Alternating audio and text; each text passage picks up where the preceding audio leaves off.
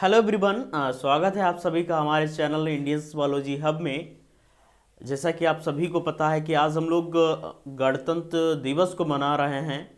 76वां गणतंत्र दिवस आज हम लोग मना रहे हैं और हमारे देश में दुनिया में हमारे देश की प्रतिभा को अलग अलग तरीके से लोगों ने अपने विचारों के द्वारा, अपनी मेहनत के द्वारा, अपने परिश्रम के द्वारा प्रदर्शित किया है। और इस देश को बनाने में, इस देश के स्थायित्व को बनाने में सभी हमारे महान जितने भी शहीद हुए हैं, जितने भी हमारे वीर शहीद हुए हैं, जिन्होंने देश के लिए अलग अलग प्रकार से सहयोग दिया है, उन सभी को नमन करते हैं। उन सभी का को याद करते हुए हम लोग आज इस लेक्चर की शुरुआत करते हैं। आज हम लोग बात करेंगे कि जो गणतंत्र दिवस है ये हमारे देश में एक बहुत मार्मिक, बहुत एक पावन पर्व के रूप में देखा जाता है और मनाया जाता है इसको। और या इस दिन हम सभी अपने शहीदों को, अपने महान लोगों को, जिन्होंने हमारे देश की नीतियों को बनाने में, हमारे देश को आज़ाद कराने में अलग अलग तरीके से सहयोग किया है। और ये जो भाव है जो हम लोग इस दिन महसूस करते हैं, फील करते हैं। मुझे याद है कि जब हम लोग बहुत छोटे हुआ करते थे तो हमारे जो स्कूल कॉलेजेस होते हैं वहाँ पर छोटे छोटे प्रोग्राम होते हैं, उनमें पार्टिसिपेट करना और उनको एंजॉय करना। और वहाँ पर जब हम लोग उन सारी चीज़ों में इन्वॉल्व होते थे तो एक वैसा ही भाव अंदर आता था कि किस तरीके से हमारे लोगों ने, किस तरीके से हमारे देश के लिए कंट्रीब्यूट किया है। और आज की समय की बात है, क्योंकि जो भी चीज़ें हम लोग देख रहे हैं, समझ रहे हैं, सीख रहे हैं, वो सारी चीज़ें बहुत महत्वपूर्ण हैं। हमारे अंदर देश प्रेम की भावना सिर्फ एक दिन की भावना का भाव नहीं होना चाहिए। एक लंबे समय तक और जीवन पर्यंत ये भावना हमारे अंदर समाहित होनी चाहिए।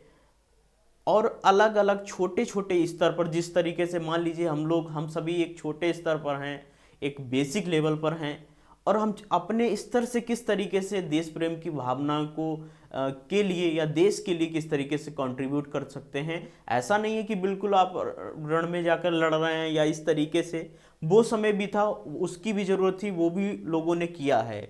और आज की जो समय की ज़रूरत है, आज का जो समर्पण है हमारे देश के लिए, वो है एक एकता का भाव उत्पन्न करना। और जो हमारी अंधविश्वास हैं, अंधविश्वास के लेवल से ऊपर उठकर हम लोग एकता के भाव को कैसे जोड़ सकते हैं।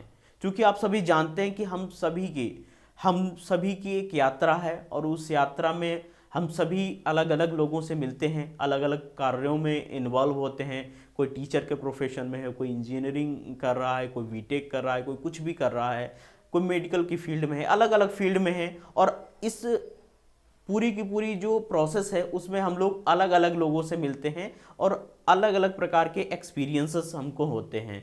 चाहे वो अच्छे एक्सपीरियंसेस हों, चाहे वो ख़राब एक्सपीरियंसेस हों, अलग अलग प्रकार के हमको एक्सपीरियंसेस होते हैं। और उन सारी चीज़ों से हमको बहुत सारी चीज़ें सीखने को मिलती हैं। और सीखने के साथ साथ हम अपना एक बेटर वर्जन बनते हुए चले जाते हैं, अपडेट होते हुए चले जाते हैं।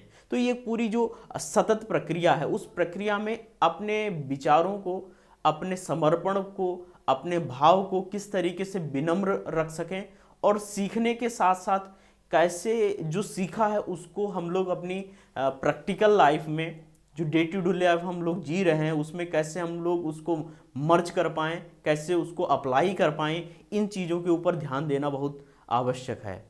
ऐसा नहीं कि मैं कोई बहुत बड़ा स्पीकर हूँ, या आप सभी जो भी बच्चे हमसे कनेक्ट रहे हैं, जो भी बच्चे हमसे पढ़ चुके हैं, या भी जिन लोगों का यहाँ तक पहुँचाने में, सिखाने में जो भाव रहा है, जो उनका कंट्रीब्यूशन रहा है, उन सभी चीज़ों से सीख कर जो चीज़ें समझ में आई है, उन सारी चीज़ों को पहुंचाना, कंट्रीब्यूट करना मेरा फ़र्ज बनता है। और अपने देश के लिए, समाज के लिए ये सारी चीज़ें बहुत इम्पॉर्टेंट हैं।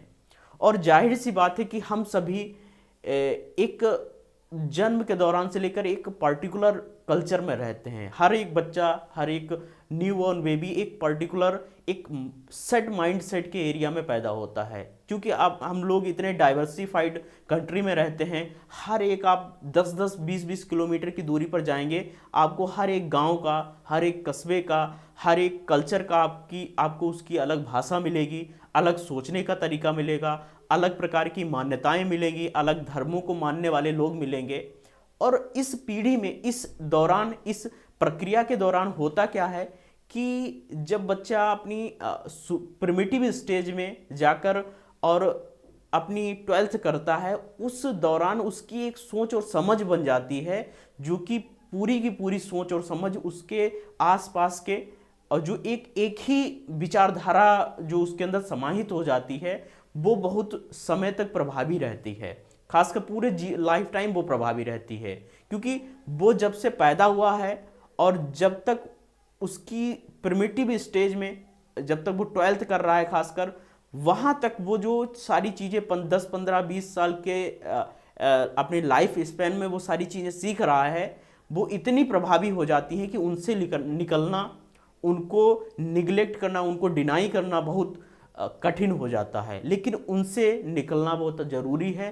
क्यों ज़रूरी है? क्योंकि हर एक जगह की, हर एक प्लेस की, हर एक गांव की, हर एक कस्बे की, हर एक अलग अलग प्रकार के वेरिएबल जो अलग अलग एरियाज हैं, उनकी एक मान्यताएं हैं, उनकी एक सेट माइंड सेट है।